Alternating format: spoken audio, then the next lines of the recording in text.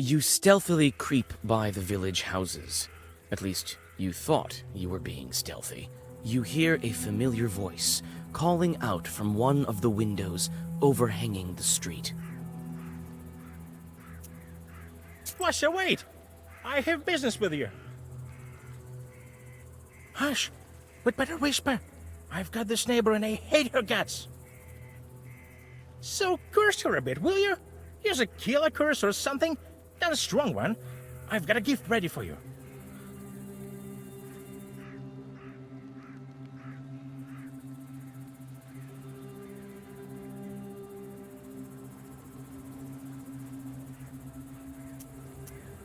I'm not that kind of witch. Just so you know, I don't just go firing off curses left and right.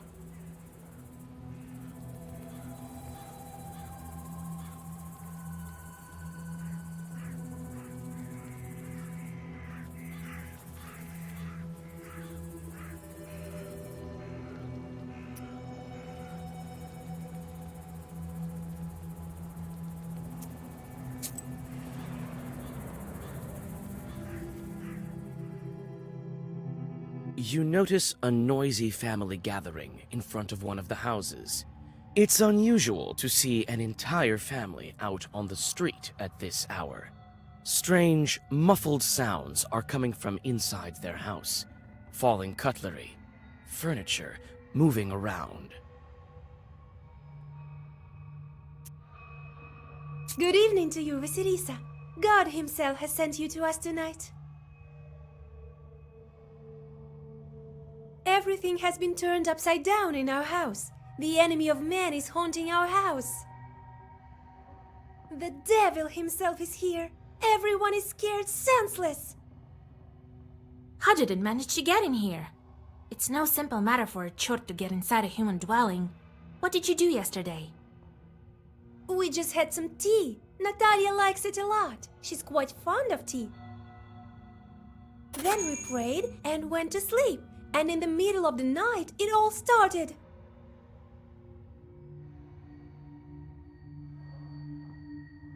Tea time turned into a chort invasion. I wonder why these demons appeared in the first place.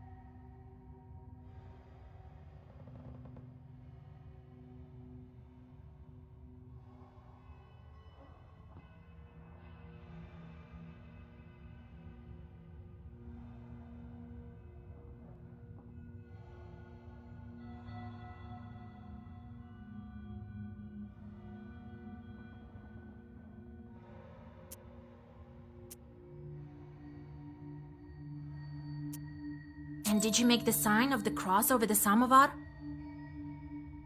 That must be it. We didn't mark the samovar with a cross. You must do this. And please remember next time. You're such a great knower, Vasya. Please, won't you help us? Don't leave us this way.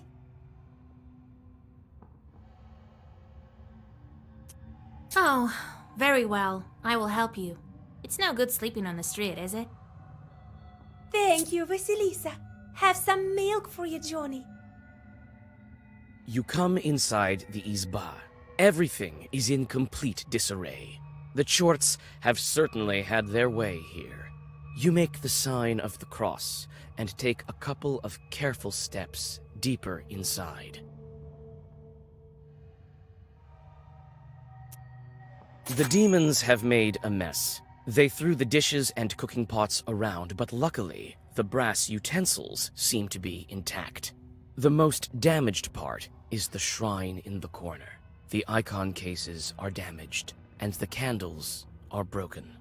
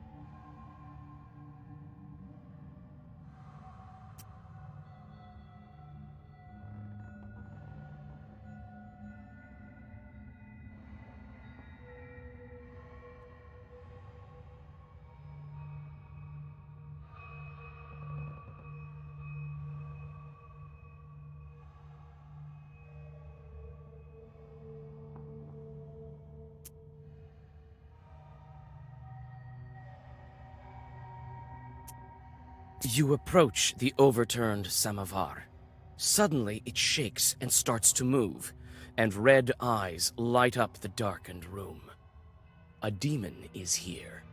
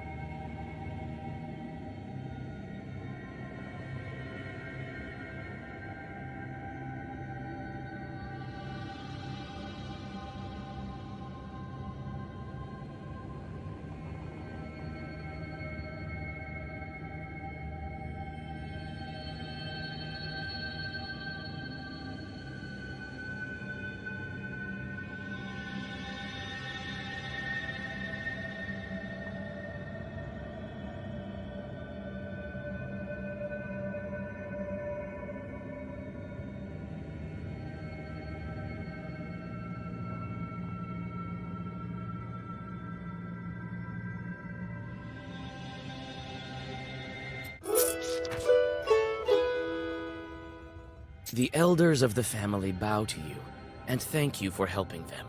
They also give thanks to God for bringing you here. The girl, Axinia, assures you that from now on every jar in the house will be crossed.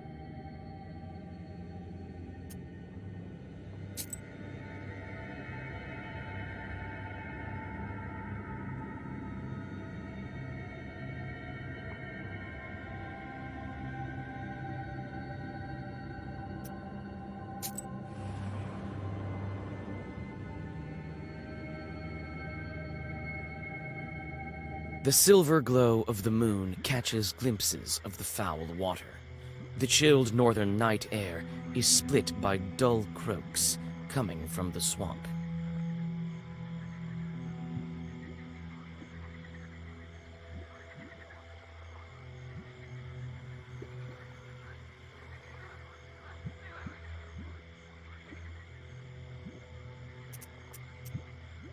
You quickly draw a circle on the soft swamp soil and light the candles. A moment passes, then another. Finally, a demon appears and lunges at your defensive circle.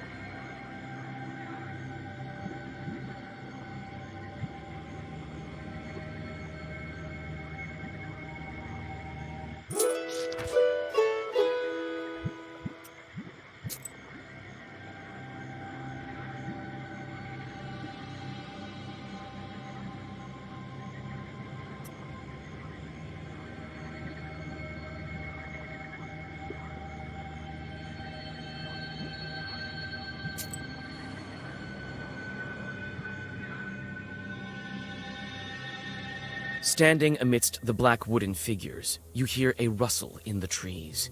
You read the protective spells, but out comes a person, not a demon.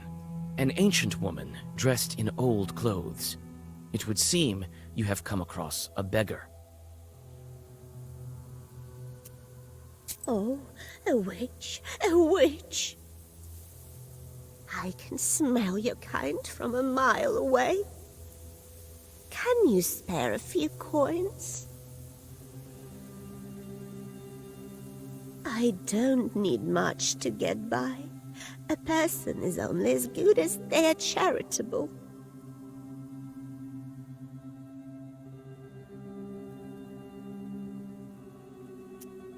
Here you are. Don't forget me in your prayers. Thank you. I'll pray for your lost soul. It's dangerous to go alone. Take this, a healing herb.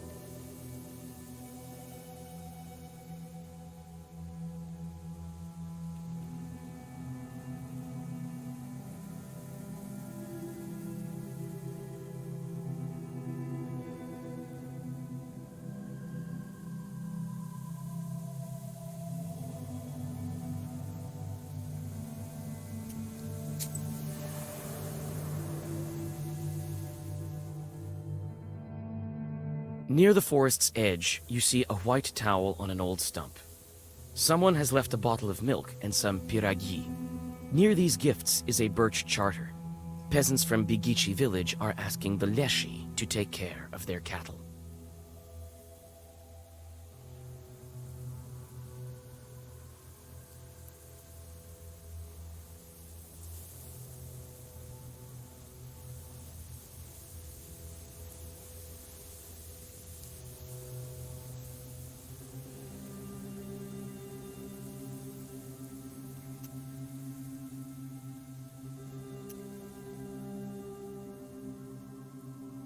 You decide to leave the sacrifice to the Leshi untouched. This is Bigici's folk business, not yours.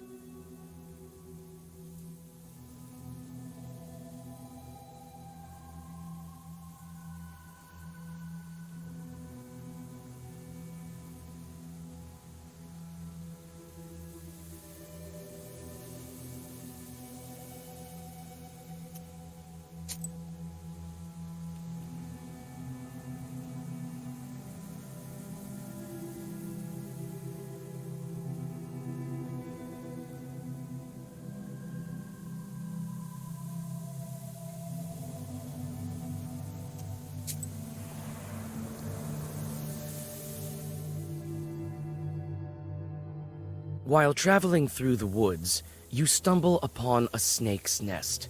Baby snakes are still inside their eggs. Fortunately, the mother snake does not seem to be around.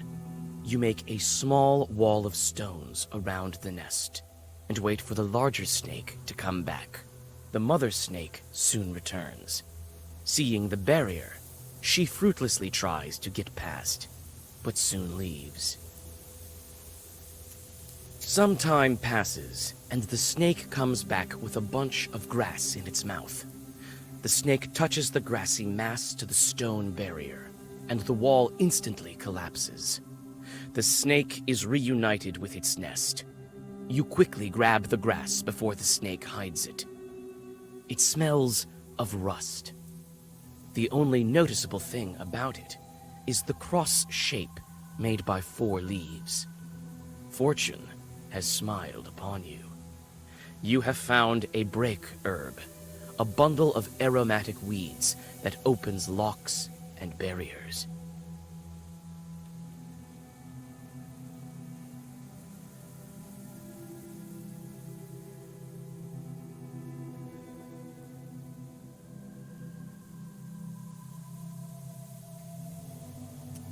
You take the herb and get ready to go on your way.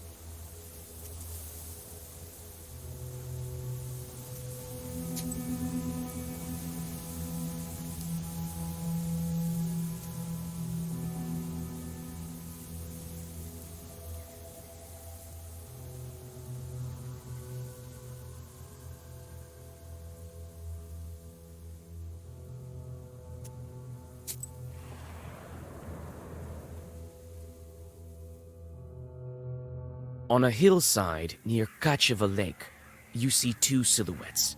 One is combing the other's long hair.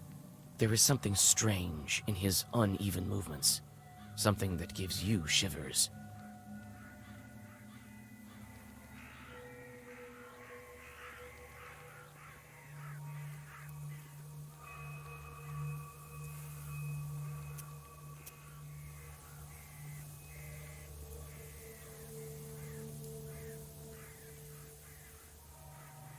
The black figures disappear as soon as you recite the name of God.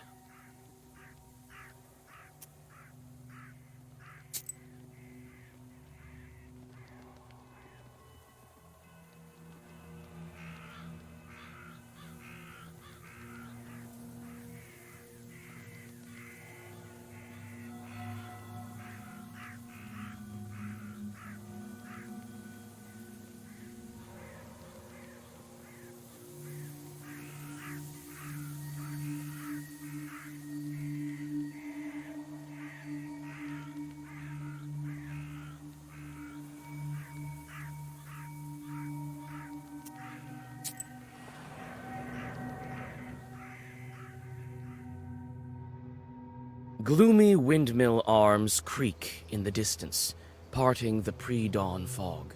The shadow of an owl passes overhead. It crosses your path, a bad omen, since man's path and man's destiny are as one. Yet, could it be it was trying to point you somewhere?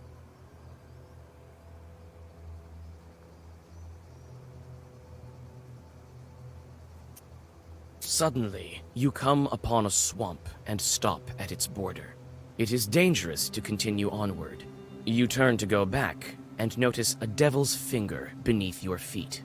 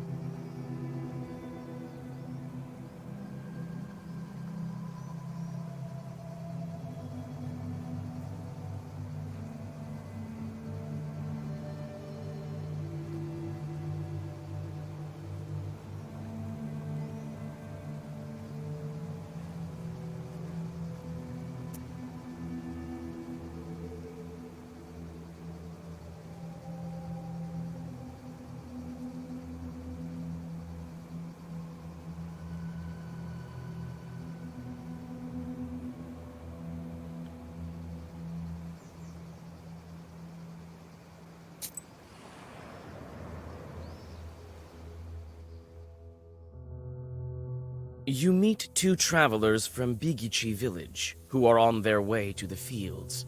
The three of you continue on your journey together. Near the mouth of a chasm, one of them jokingly tries to shove you into the pit.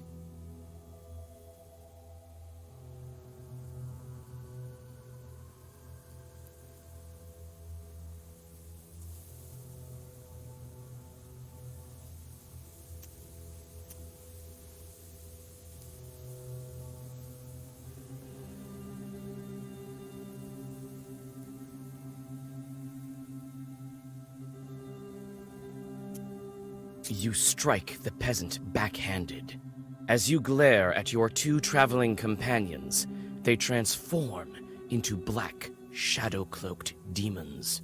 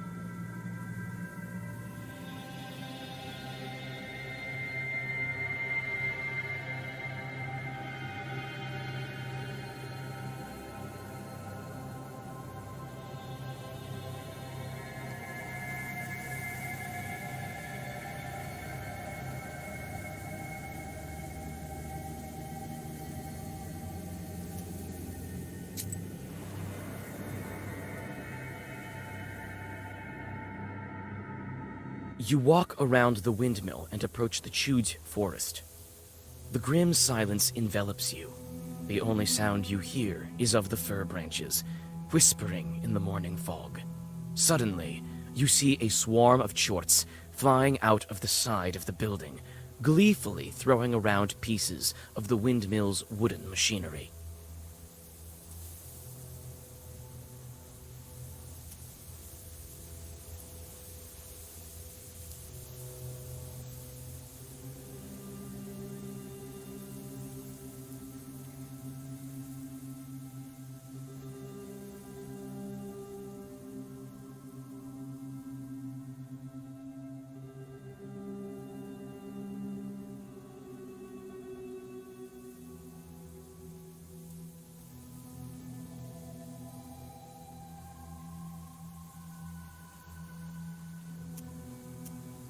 The short swarm dives into the gloom with a chorus of angry screams. As the forest sinks into silence, you inspect the windmill's debris. Among some wooden logs and mechanical parts, you find a small sack of flour and pick it up.